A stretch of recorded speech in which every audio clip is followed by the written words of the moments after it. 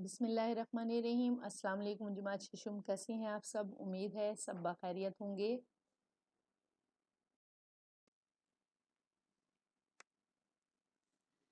عزیز طلبہ، ہمارے آج کے سلیبس میں خط شامل ہے۔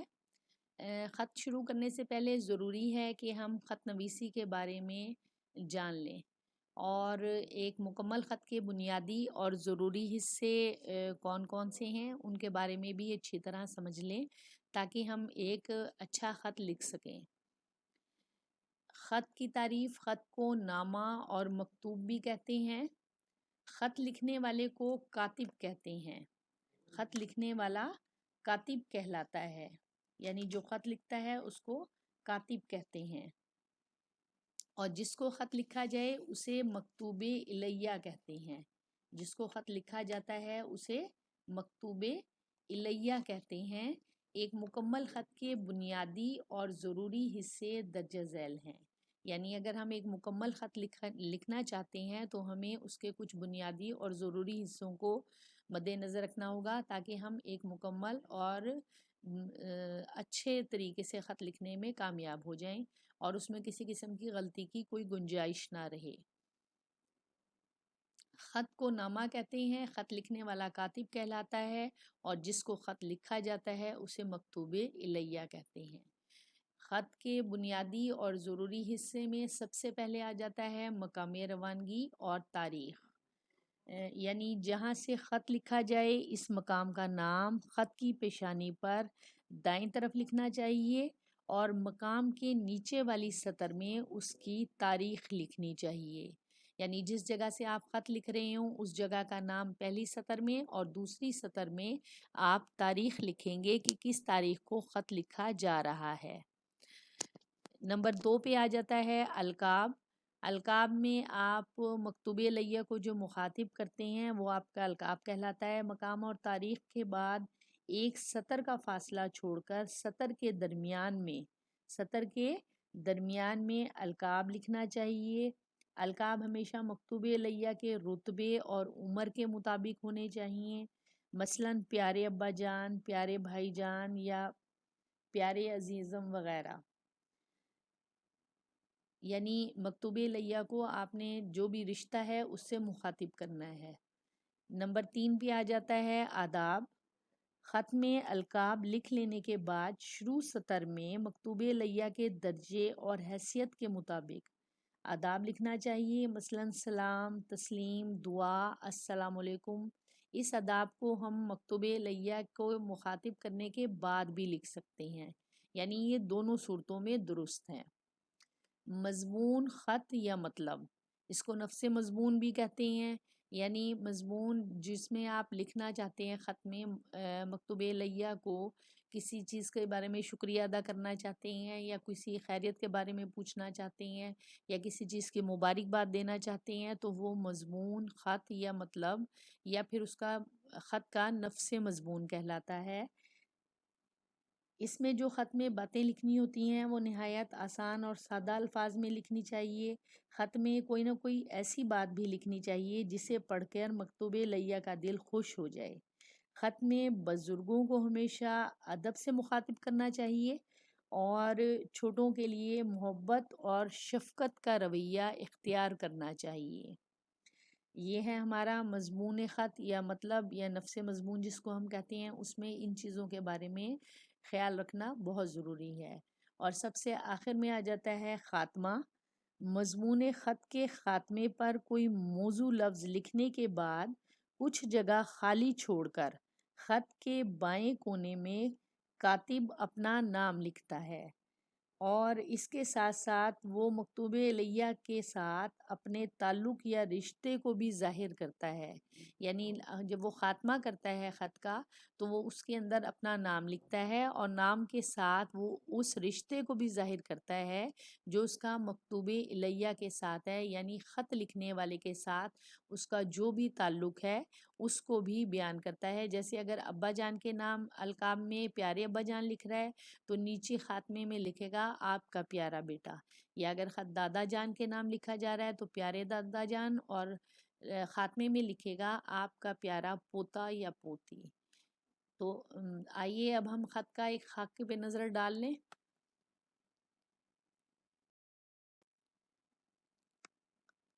خط شروع کرنے سے پہلے میں آپ کو خط کا خاکہ سمجھا دوں۔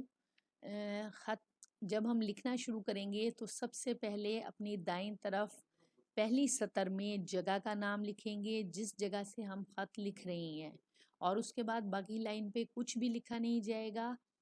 پھر ہم دوسری لائن میں آ جائیں گے، دوسری سطر میں اسی طرح دائیں طرف شروع میں ہم تاریخ ڈالیں گے اور باقی پوری لائن پہ کچھ بھی نہیں لکھا جائے گا، یعنی ان پہلی 2 یا 3 لائنوں کو ہم جگہ کا نام اور تاریخ کے لیے استعمال کریں گے۔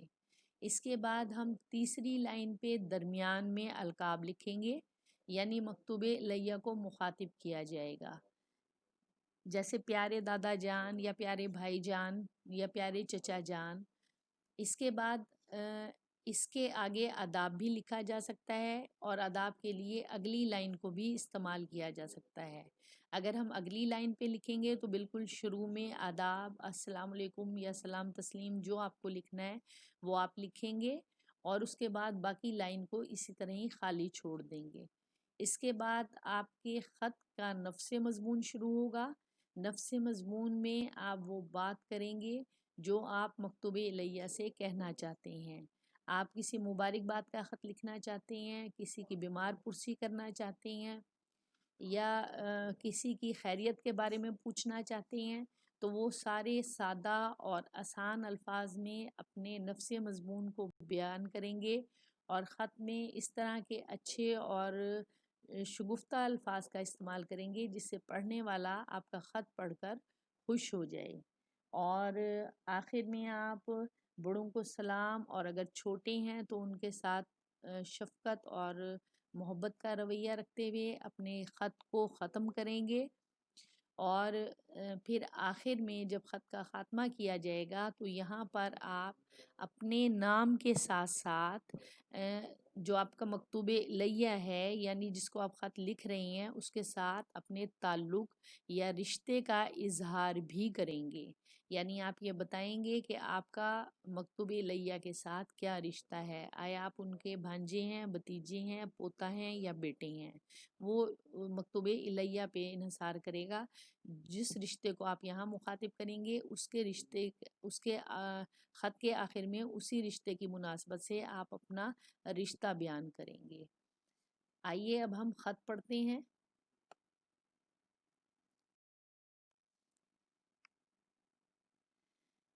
اس سلیبس میں ہمارا خط ہے اپنے چچا جان کے نام سالگرہ کے تحفے کے شکریہ کا خط لکھیں۔ اپنے چچا جان کے نام سالگرہ کے تحفے کے شکریہ کا خط لکھیں۔ اس کے لیے آپ نے دائیں طرف سب سے پہلی سطر میں کمرہ امتحان، اس کے بعد کوما آئے گا، دوسری لائن میں آپ اپنا شہر کا نام لکھیں گے۔ ظاہر آپ کمرہ امتحان سے خط لکھ رہے ہیں تو کمرہ امتحان آ جائے گا، لیکن آپ کا اسکول جس شہر میں ہے اس شہر کو لکھیں گے، اور تیسری لائن میں آپ تاریخ لکھیں گے، اور تاریخ لکھ کے آپ یہ بتائیں گے کہ کس تاریخ کو آپ یہ خط لکھ رہے ہیں۔ چوتھی لائن کے درمیان میں القاب آ جائے گا، یعنی آپ چچا جان کے نام خط لکھ رہے ہیں تو پیارے چچا جان، اس کے بعد آداب آ جائے گا، آداب کے بعد یہ نشان آپ نے ضرور لگانا ہے، پیارے چچا جان کے بعد بھی اور آداب کے بعد بھی۔ امید ہے آپ خیریت سے ہوں گے، ہم بھی بفضل خدا سب ٹھیک ہیں۔ آپ کا بھیجا ہوا تحفہ گھڑی ملا جو آپ نے مجھے سالگرہ کے تحفے کے طور پر بھیجا ہے۔ یہ گھڑی بڑی ہی خوبصورت ہے، مجھے اس میں آپ کے پیار کی چھلک نظر آتی ہے۔ میں اسے بہت احتیاط سے رکھتا یا رکھتی ہوں۔ بوائز اس کے لیے رکھتا کا استعمال کریں گے اور گرلز کے لیے رکھتی استعمال ہوگا۔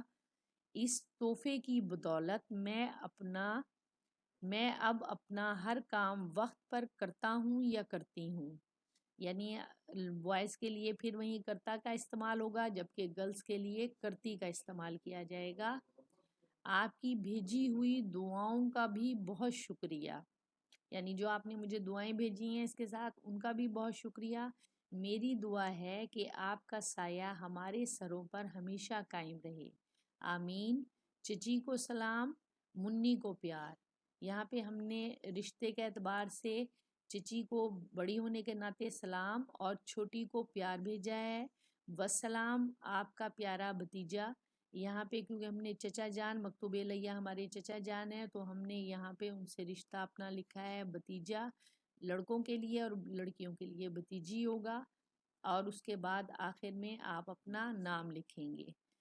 आप ख़त को हमेशा इसी पैराए में लिखेंगे और ख़त लिखते हुए इन तमाम उसूलों को ज़रूर मद्देनज़र रखेंगे, क्योंकि अगर आप इसके मुताबिक ख़त नहीं लिखेंगे तो आपको इसके इम्तिहान में पूरे नंबर नहीं मिलेंगे, क्योंकि ख़त लिखने के लिए उसके पैटर्न पर अमल करना बहुत ज़रूरी है और इसके हर हिस्से के अलग अलग नंबर हैं। आप जिस हिस्से को गलत लिखेंगे उस हिस्से के नंबर आपके कट जाएंगे।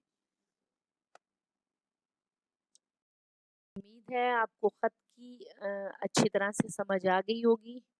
अगली वीडियो में इंशाल्लाह फिर मिलेंगे। अपना बहुत सा ख्याल रखें। खुदा हाफिज़।